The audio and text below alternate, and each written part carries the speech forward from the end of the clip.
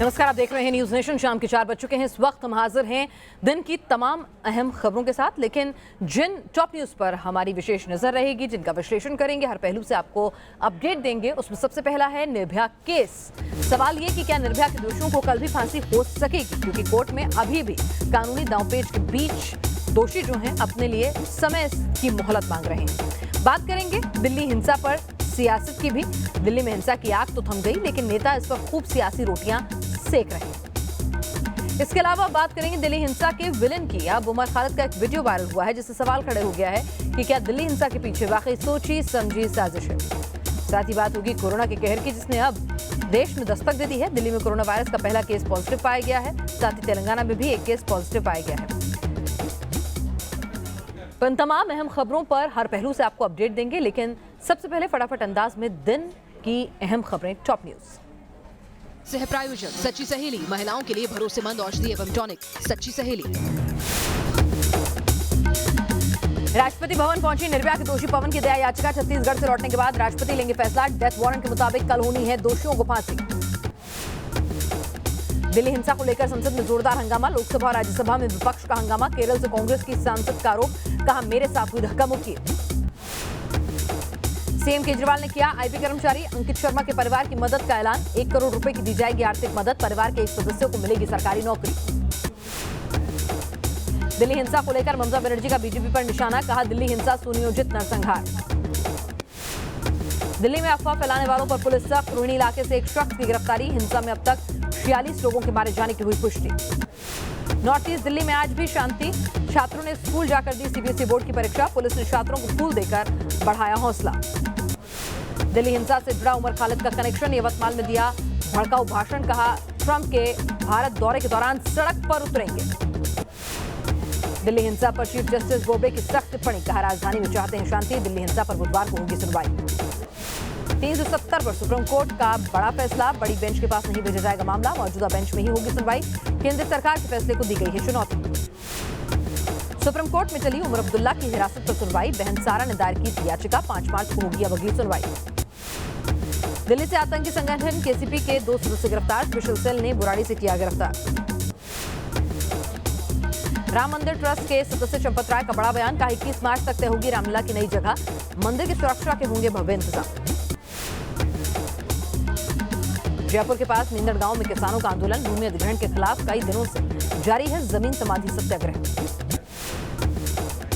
दिल्ली और तेलंगाना में मिले कोरोना वायरस के 2 पॉजिटिव केस। इटली और दुबई से आए दोनों शख्स को ऑब्जर्वेशन में रखा गया। चीन और ईरान के बाद इटली में भी कोरोना वायरस का खौफ। कई ऐतिहासिक इमारतों को किया गया बंद। इटली जाने वाली कई उड़ानें भी हुई रद्द। फिलीपींस की राजधानी मनीला में मॉल में गार्ड ने बनाया लोगों को बंधक। गोलीबारी में एक शख्स के घायल होने की खबर। नौकरी से निकाले जाने से था नाराज। महाराष्ट्र के मुंबई पुणे हाईवे पर भीषण सड़क हादसा। सड़क किनारे खड़े लोगों पर पलटा टेम्पो। हादसे में 5 लोगों की मौत।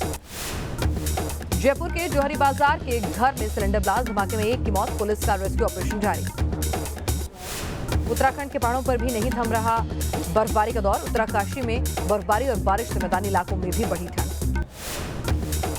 क्राइस्टचर्च टेस्ट में टीम इंडिया की शर्मनाक हार। न्यूजीलैंड ने टीम इंडिया को 7 विकेट से हराया। भारत ने दिया था 132 रन का टारगेट। इस वक्त की बड़ी खबर आ रही है, निर्भया के दोषियों को कल होगी फांसी। ये सवाल अभी तक बना हुआ है। इस बारे में पटियाला हाउस कोर्ट ने डेथ वारंट पर रोक लगाने से इनकार कर दिया है, तो एक बड़ी जीत।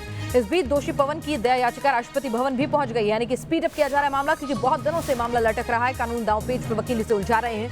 अब देखना यह है कि इस याचिका पर क्या होता है। राष्ट्रपति छत्तीसगढ़ के दौरे पर हैं। छत्तीसगढ़ से जब वो वापस आएंगे उसके बाद वो इस पर फैसला लेंगे। लेकिन क्या जो जेल के नियम कायदे कानून होते हैं, जो जेल मैन्यूअल होता है, क्या उसके मुताबिक अगर इतनी देर तक पता चले राष्ट्रपति दया याचिका पर कोई भी अंतिम फैसला अगर देरी से लेते हैं, जेल मैन्युअल के हिसाब से कितना वक्त होना चाहिए याचिका खारिज होने में और फांसी होने में, तो तमाम पहलुओं पर अभी हम तकनीकी इसके जो भी पहलू हैं उसे समझने की कोशिश करेंगे। निर्भया के चारों दोषियों को कब होगी फांसी, कब मिलेगा निर्भया को इंसाफ? लंबे अरसे से ये सवाल कानूनी गलियारों में गूंज रहे हैं, लेकिन अब इन सवालों के खत्म होने का वक्त आ चुका है, क्योंकि सुप्रीम कोर्ट ने आज निर्भया के एक और दोषी पवन गुप्ता की क्यूरेटिव पिटीशन खारिज कर दी। इसके साथ ही अब निर्भया के दोषी फांसी के तख्ते के एक कदम और नजदीक आ गए। आज के फैसले में सुप्रीम कोर्ट की 5 जजों वाली बेंच ने दोषी पवन की क्यूरेटिव याचिका खारिज करते हुए दोषियों की फांसी पर रोक लगाने से इनकार कर दिया। जस्टिस रमना की अगुवाई वाली बेंच ने चैम्बर में सुनवाई करते हुए ये अहम आदेश दिया। जो कानून का रखवाला है वही अनलीगल काम कर रहे हैं। कोर्ट को गुमराह कर रहे हैं कि मैं वकील हूँ पवन का, और वकालतनामा इन्होंने साइन नहीं किया, वकालतनामा कोर्ट में जमा नहीं किया, तो कहीं ना कहीं ये कोर्ट को गुमराह कर रहे हैं, सिस्टम को ही गुमराह किया। आज इनकी अपील खारिज हो गई है, कल मुजरिमों को फांसी।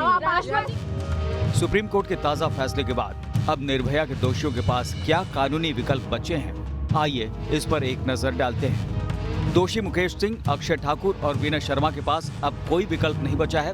उनकी रिव्यू पिटीशन और क्यूरेटिव पिटीशन खारिज हो चुकी है, जबकि राष्ट्रपति के पास दया याचिका भी नामंजूर हो गई। वहीं पवन गुप्ता की रिव्यू पिटीशन और क्यूरेटिव पिटीशन खारिज हो गई है, जबकि उसके पास राष्ट्रपति के पास दया याचिका का विकल्प बचा हुआ है। वहीं सुप्रीम कोर्ट के फैसले के बाद दोषियों के वकील ने बचे हुए कानूनी विकल्प आजमाने की बात कही। साथ ही दोषी पवन के जुवेनाइल होने के ग्राउंड पर फिर से सुप्रीम कोर्ट जाने का दम भरा। देश के महामहिम राष्ट्रपति के यहाँ पवन कुमार गुप्ता की दया याचिका इस आशय के साथ, इन डॉक्यूमेंट के साथ, सारे डॉक्यूमेंट हमने लगाए हैं, स्कूल सर्टिफिकेट, सारे डॉक्यूमेंट जुवेनिलिटी के लगाए हैं, उसके आर्थिक स्थिति के लगाए हैं, जेल में जो उसके साथ मारपीट हुई, 14 टांके आए वो लगाए हैं, जेल में जो उसको मेंटल इलनेस रही है, जो टॉर्चर किया गया, जो उसके साथ क्रूअल्टी की गई और जो उसके साथ सोडोमी जैसी घटनाएं हुई, वो सारे डॉक्यूमेंट हमने जेल के लगाए हैं। जाहिर है निर्भया के दोषी आखिरी दम तक नए नए कानूनी पैंतरों से फांसी टालने के लिए दांव आजमाते रहेंगे, लेकिन सुप्रीम कोर्ट के फैसले के बाद अब इसकी गुंजाइश कम ही दिख रही है। Arvind Singh, news nation, Delhi. चलिए, इस वक्त हमारे साथ अरविंद और ज्यादा अपडेट के साथ जुड़ चुके हैं। अरविंद, पटियाला हाउस कोर्ट ने तो डेथ वारंट पर रोक लगाने से इनकार कर दिया है। अब अगर एक आम आदमी के लिहाज से समझें तो कहां फंसता है मामला? देखिए, पटियाला हाउस कोर्ट का भी आदेश आना बाकी है। जैसा मैंने पहले भी बताया था, हम लोगों की इससे पहले बुलेटिन में बात हुई थी, वो जो अर्जी है वो दूसरे पहलू पर आधारित की गई थी। अब 2 बजे के बाद जो अर्जी दाखिल की गई उसमें कहा यह गया कि अभी राष्ट्रपति के सामने दया अर्जी पेंडिंग है और ऐसी सूरत में कोर्ट को कल के डेथ वारंट पर रोक लगाना चाहिए। जब तक कि राष्ट्रपति फैसला नहीं ले सकते तब तक कम से कम फांसी की सजा पर अमल नहीं हो सकता। लेकिन जज ने कई महत्वपूर्ण सवाल किए हैं। जज का ये कहना है कि राष्ट्रपति के सामने अगर दया अर्जी पेंडिंग है तो ऐसी सूरत में कोर्ट के दखल देने का औचित्य क्या बनता है। कोर्ट का सवाल ये था कि हाई कोर्ट ने आपको 7 दिन की समय सीमा दी थी, 7 दिन का वक्त दिया था कि आप अपने पास मौजूद तमाम कानूनी राहत के विकल्प आजमा लें। आप एक वकील होने के नाते, दोषी के वकील होने के नाते इस समय सीमा का उल्लंघन कर सकते हैं, लेकिन मैं एक ट्रायल कोर्ट का जज इस समय सीमा से बंधा हुआ हूं, तो ऐसी सूरत में मैं दखल किस आधार पर दे सकता हूं, ये समझ से परे है।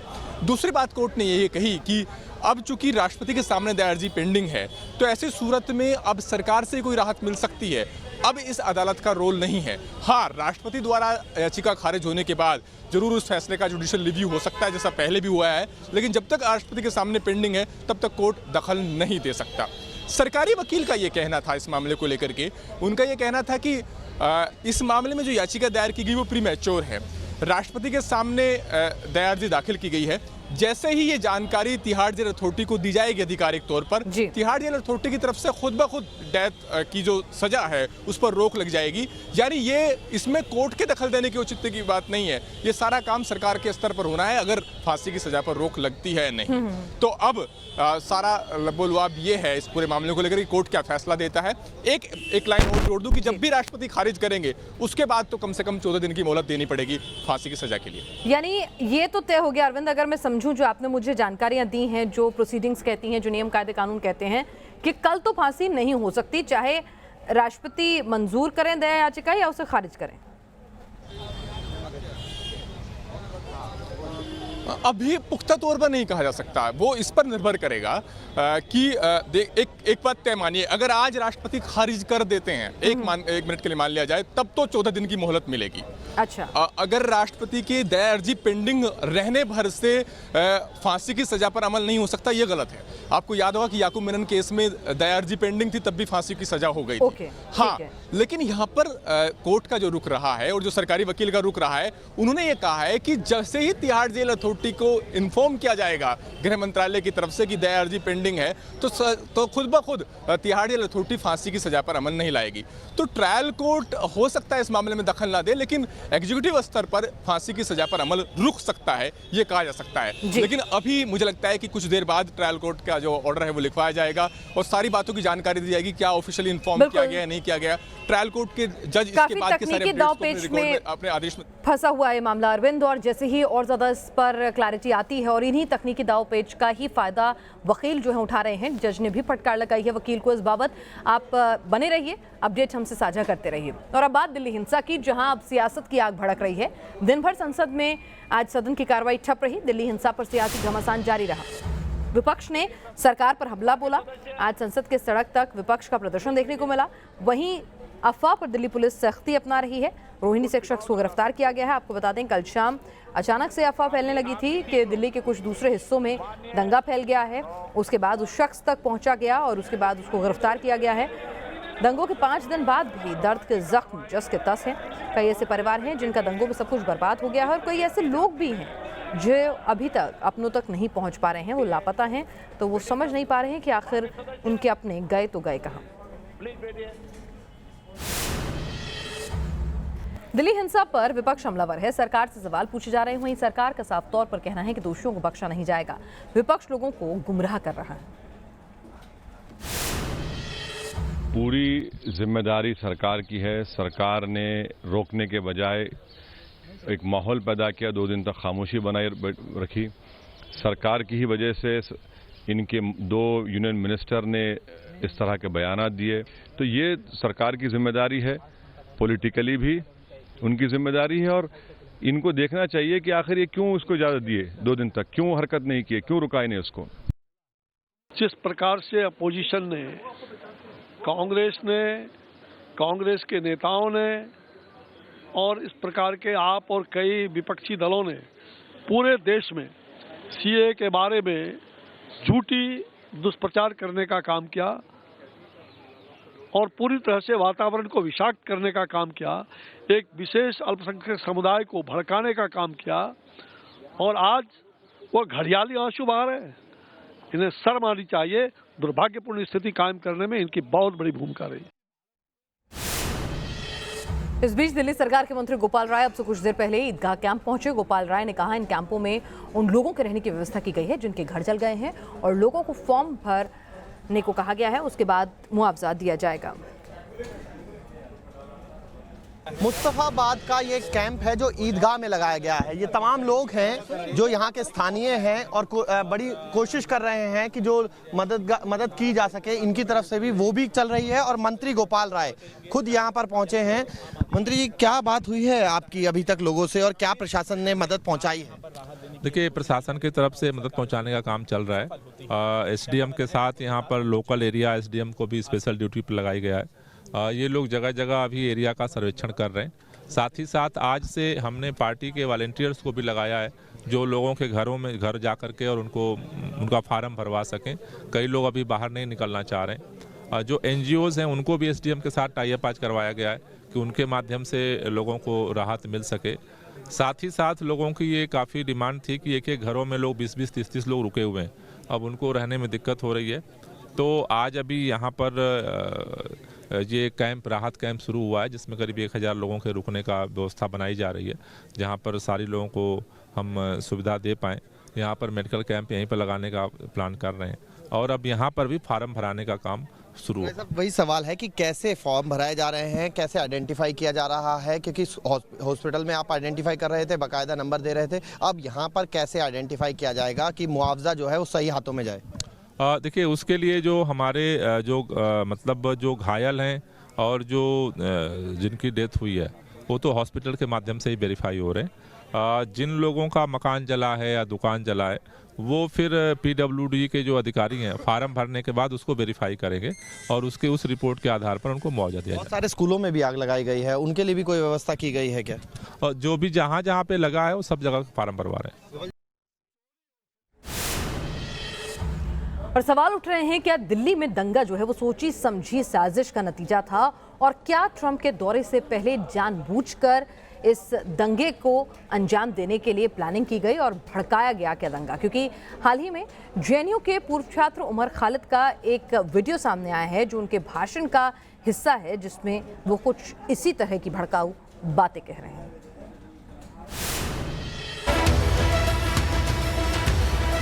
क्या दिल्ली हिंसा के पीछे उमर खालिद का भी हाथ था?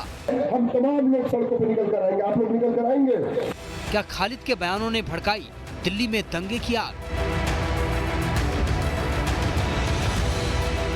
क्या खालिद ही है दिल्ली दंगों का सबसे बड़ा विलेन? हम वादा करते हैं 24 तारीख को जब डोनाल्ड ट्रंप हिंदुस्तान आएंगे तो हम ये बताएंगे कि हिंदुस्तान के प्रधानमंत्री और हिंदुस्तान की सरकार हिंदुस्तान को बांटने का काम कर रही है। उमर खालिद का वायरल वीडियो सवाल उठाता है कि कहीं दिल्ली में हिंसा की आग प्री प्लान तो नहीं थी? ट्रंप के दौरे के वक्त क्या जानबूझकर दिल्ली में खून खराबा फैलाने की साजिश रची गई? ये वीडियो 17 फरवरी का बताया जा रहा है। दावा किया जा रहा है कि यवतमाल में नागरिकता कानून के विरोध में जेएनयू का पूर्व छात्र उमर खालिद एक रैली कर रहा था। रैली में सरकार के विरोध के नाम पर उसने लोगों को भड़काने वाला बयान भी दिया।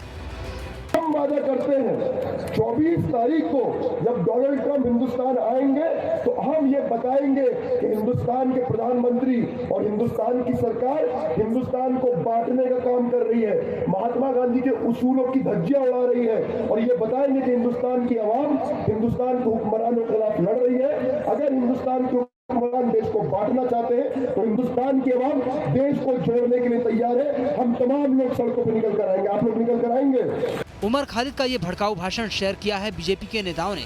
दिल्ली बीजेपी के प्रवक्ता तेजिंदर पाल बग्गा ने उमर खालिद का वीडियो ट्वीट किया और लिखा, जिहादी ताकतों द्वारा ये साजिश पहले ही रच दी गई थी कि जिस दिन डोनाल्ड ट्रंप भारत में आएंगे उस दिन टुकड़े टुकड़े गैंग सड़कों पर उतरेगा और देश को बदनाम करने की कोशिश करेगा। जिस वक्त अमेरिकी राष्ट्रपति डोनाल्ड ट्रंप भारत दौरे पर आए थे उसी वक्त दिल्ली में हिंसा भड़की।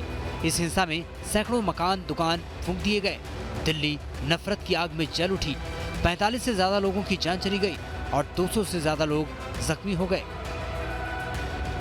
उमर खालिद पर जेएनयू में देश विरोधी नारे लगाने का आरोप है। फिलहाल इस मामले की जांच चल रही है। इस बीच दिल्ली में हिंसा भड़काने को लेकर उमर खालिद का जो बयान सामने आया है उससे एक बार फिर वो दिल्ली पुलिस के निशाने पर है। Team news nation.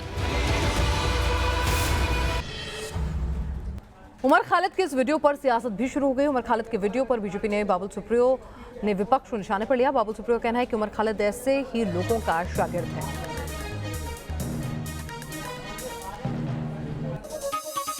जेएनयू छात्र संघ के पूर्व अध्यक्ष उमर खालिद का एक वीडियो वायरल हो रहा है जिसमें वो ट्रंप की यात्रा से पहले कह रहे हैं कि जब ट्रंप भारत आए उस दौरान हमको सड़कों पर आना है। बाबुल सुप्रियो हमारे साथ हैं। बाबुल जी, एक तरीके से दिल्ली में जो हिंसा हुई है उसकी प्लानिंग बहुत पहले हो गई, ये वीडियो वायरल हो रहा है। ये तो हम बहुत पहले से कह रहे हैं, लेकिन पहले ये पॉलिटिकल राजनीतिक आरोप लग रहा था कि आरोप लगा रहे हैं। अब उसको जो है वीडियो की पुष्टि मिल गई है और उमर खालिद जैसे लोगों को कड़ी से कड़ी सजा मिलनी चाहिए और मिलेगी भी। ये सशक्त सरकार है नरेंद्र मोदी जी के नेतृत्व में, तो वो भी मिलेगी। और कांग्रेस से लेके लेफ्ट से लेके तृणमूल कांग्रेस, ममता दीदी जैसे ऐसे राजनीति करने वाले लोग जो है ये नहीं समझ रहे हैं कि ये जो घटना दिल्ली में घटी है ये बहुत दुखद है, क्योंकि इसमें हिंदू मुस्लिम पुलिस के लोग, आम जनता, बहुत लोगों की मौत हुई है। इन्हीं लोगों के तो शागिर्द है उमर खालिद। कांग्रेस पार्टी के लोग कह रहे हैं, गुलाम नबी आजाद कह रहे हैं, तो सेंट्रल गवर्नमेंट क्या 3 दिनों तक सो रही थी? उनके पास इंटेलिजेंस था, फिर भी ये हिंसा क्यों नहीं रोक पाई सरकार? नहीं, सेंट्रल गवर्नमेंट क्या कर रही थी और उसी पहले 3 दिन के दौरान क्या क्या हमले पुलिस के ऊपर हुआ था, ये जो है ये सबके सामने है। अब गुलाम नबी आज़ाद साहब जो है वरिष्ठ नेता है। मैं इतना ही कहूँगा कि अब सब कुछ जान के सब कुछ पुलिस क्या क्या कर रही थी और कितने केंद्रीय सरकार ने कोशिश की, ये सब जानने के बाद भी अगर वो ऐसी बातें करें तो उनकी पॉलिटिकल कंपल्शन है। और मैं क्या कहूँ, कांग्रेस की जो बाध्यता है, लेकिन भारतीय जनता पार्टी और जो सेंट्रल गवर्नमेंट है उनके लोगों का कहना है कि सरकार के पास अब धीरे धीरे एक एक करके सबूत आ रहे हैं जिससे ये साफ पता चलता है कि किस तरीके से दिल्ली में जो हिंसा हुई वो पहले से उसकी सुनियोजित रचना की गई थी और एक एक करके सबके चेहरे बेनकाब हो रहे हैं। वीडियो जर्नलिस्ट विकास के साथ रविकांत राय, न्यूज़ नेशन, दिल्ली। और अब आपको दिखाते हैं हिंसक दर्द की दास्तान। नॉर्थ दिल्ली में हिंसा के दौरान सैकड़ों गाड़ियां जला दी गईं।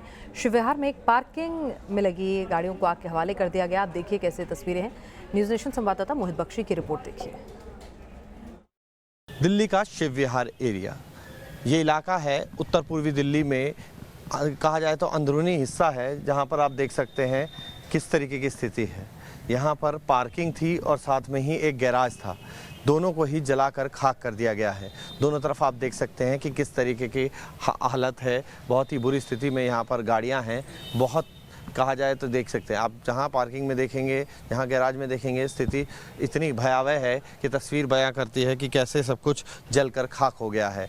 गाड़ियों की संख्या इतनी है कि आप गिनिए तो आपको पता लगेगा कि कितने लोगों का कितना बड़ा नुकसान हो गया है। अब लगातार जो है वो तरह तरह की बातें सामने आ रही हैं कि बलवाइयों ने जो है एक भी गाड़ी को नहीं छोड़ा, जलाया। अब यहाँ पर सुरक्षा बल तैनात हैं, लेकिन उस वक्त जो स्थिति थी वो इतनी भयावह थी जो तस्वीरों में साफ नजर आती है। वीडियो जर्नलिस्ट राकेश रावत के साथ मोहित बख्शी, न्यूज़ नेशन दिल्ली। इस वक्त एक और बड़ी खबर आ रही है। भारत में कोरोना वायरस के 2 नए केस मिले हैं। दिल्ली में इटली से आए एक शख्स में कोरोना वायरस के लक्षण मिले हैं, तो दूसरा मामला तेलंगाना का है, जहां पर दुबई से आए एक शख्स में कोरोना वायरस के लक्षण जो हैं वो मिले हैं। दोनों मरीजों पर फिलहाल नजर रखी जा रही है, उनको मॉनिटर किया जा रहा है और साथ ही साथ अलर्ट पर भी तमाम मेडिकल एजेंसीज को कर दिया गया है। रिपोर्ट को भी कर दिया गया है कि क्योंकि अब कोरोना वायरस जो है वो इटली तक भी पहुंच गया है, दुबई तक भी इसके पहुंचने की खबरें हैं, तो ऐसे में कुछ देश जो हैं वो लिस्ट में बढ़ाए गए हैं, जहां से लौटने वाले मरीजों की स्क्रीनिंग जो है वो अनिवार्य कर दी गई है एयरपोर्ट पर। इस बीच स्वास्थ्य मंत्री ने कहा है कि कोरोना वायरस को लेकर घबराने की जरूरत नहीं है। 21 एयरपोर्ट ऐसे हैं जहां पर लोगों की स्क्रीनिंग की जा रही है। 12 बड़े सी पोर्ट्स पर भी स्क्रीनिंग हो रही है। 12 देशों से आने वाले पैसेंजर्स की इसके भी ईयर मार्क्ड एरो ब्रिजेस हैं, जिनके माध्यम से ये आते हैं एयरपोर्ट्स पर। हम इनकी स्क्रीनिंग कर रहे हैं। 21 एयरपोर्ट्स पर स्क्रीनिंग हो रही है। 12 मेजर सी पोर्ट्स पर स्क्रीनिंग हो रही है और 65 माइनर सी पोर्ट्स पर स्क्रीनिंग हो रही है। और मुंबई में भी कोरोना वायरस का एक संदिग्ध सामने आया है। साउथ कोरिया से आए शख्स को आइसोलेटेड वार्ड में रखा गया है। हालांकि अब तक ये साफ नहीं हुआ है कि शख्स कोरोना पॉजिटिव है या नहीं। रविवार के दिन साउथ कोरिया से मुंबई के अंतर्राष्ट्रीय हवाई अड्डे पर उतरे कोरोना वायरस के एक संदिग्ध को मुंबई के कस्तूरबा अस्पताल के आइसोलेटेड वार्ड में शिफ्ट किया गया है। आपको बता दें कि ये जो यात्री है ये मुंबई के पास मीरा रोड का रहने वाला है। इसका नाम राजू विश्वकर्मा बताया जा रहा है। राजू विश्वकर्मा 2 फरवरी से 29 फरवरी तक साउथ कोरिया में था और महाराष्ट्र सरकार की तरफ से एक सर्कुलर जारी किया गया है। उसके तहत जो भी इन्फेक्टेड देश हैं जहां पर कोरोना वायरस का खतरा है, वहां से अगर कोई यात्री मुंबई अंतर्राष्ट्रीय हवाई अड्डे पर आता है तो उसकी थर्मल स्क्रीनिंग की जाए और उसे आइसोलेटेड वार्ड में शिफ्ट किया जाए। आपको बता दें कि राजू विश्वकर्मा की जब थर्मल स्क्रीनिंग हुई तो पाया गया कि उसे कफ और कोल्ड की शिकायत है, लिहाजा कोई भी लापरवाही ना दिखाते हुए उसे सीधे इस कस्तूरबा अस्पताल के आइसोलेटेड वार्ड में शिफ्ट किया गया है। आपको बता दें कि महाराष्ट्र सरकार कोरोना वायरस के खतरे को समझते हुए पूरी तरह से अलर्ट है। मुंबई के अंतर्राष्ट्रीय हवाई अड्डे पर लगातार उन लोगों की थर्मल स्क्रीनिंग चल रही है जो इन्फेक्टेड देशों से मुंबई आ रहे हैं और अब तक 60,000 के करीब लोगों की थर्मल स्क्रीनिंग हो चुकी है। वीडियो जर्नलिस्ट स्वप्निल चौहान के साथ पंकज मिश्रा, न्यूज़ नेशन, मुंबई।